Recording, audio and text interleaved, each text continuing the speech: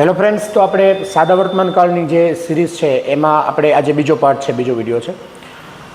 આપણે last time વાત કરી કે રોજિંદા જીવનમાં અથવા તો સનાતન સત્ય દર્શાવવા માટે આપણે યુઝ કરતા હોઈએ છીએ.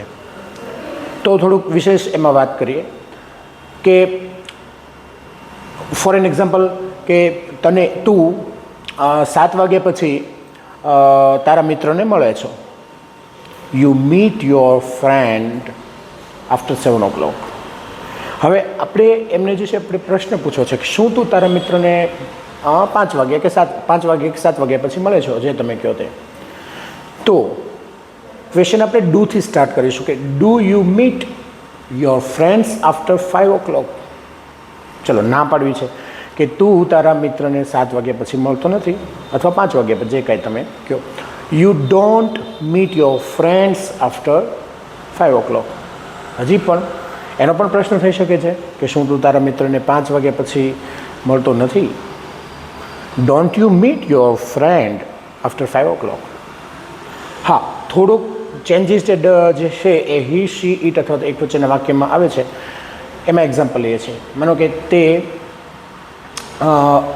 2 પત્રો લખે છે.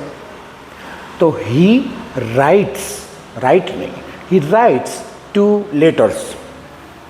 પ્રશ્ન બનાવવા માટે ખાસ નોંધી રાખવા જેવું છે કે ડઝથી ક્વેશ્ચન કરીશું. Does he write. હવે આપણે જે એસ આપણે કર્યો છે એને ટોટલી ઓમિટ છોડી દઈશું. Does he write 2 letters? શું તે 2 પત્રો લખે છે? He doesn't write 2 letters. તે 2 પત્રો લખતો નથી. Doesn't he write 2 letters? શું તે 2 પત્રો લખતો નથી? તો આપણે પહેલું જે વાક્ય જે છે હકાર વાક્ય, એમાં આપણે એસ કર્યું. બાકીનું ડઝ અથવા ડઝન્ટની હાજરી હોય ત્યારે આપણે એસ કર્યું નથી. તો આ એની બેઝિક એની વાક્ય રચના છે. તો આઈ વ્યૂ દે સાથે ડુ, ડોન્ટ, હી, શીટ સાથે ડઝ અને ડઝન્ટનો યુઝ થાય છે. તો સાદા વર્તમાનકાળનો જે છે એ આપણે આ રીતનો ઉપયોગ થતો હોય છે અને એમની ડેઇલી પ્રેક્ટિસ કરવાથી ધીમે ધીમે જે છે આપણને એમનો વધારે ખ્યાલ આવશે. તો બસ નવા મુદ્દાઓ શીખવા માટે આપણા વિશેષ વિડીયો જોતા રહો. Thank you so much.